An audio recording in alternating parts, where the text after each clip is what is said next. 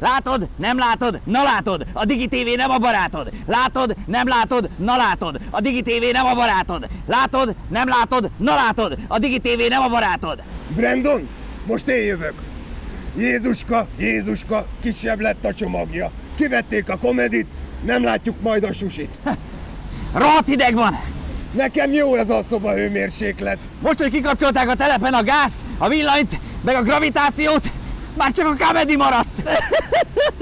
Ja, borotválkozáskor is abban néztem magam. De hogyan? Korábbi felvétel? Ha? A felvétel korábbi, de a szőr az ugyanott marad. Hiányozni fogok magamnak.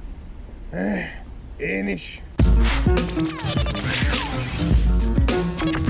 Sajnálattal értesítjük nézőinket, hogy a Digi TV-vel folytatott tárgyalások során egyelőre nem sikerült megegyeznünk a Comedy Central, az MTV Magyarország és a Viva csatornák műsorelosztásáról. 2010. január 8-ától a nevezett csatornák a Digi TV műsorkínálatában nem elérhetőek.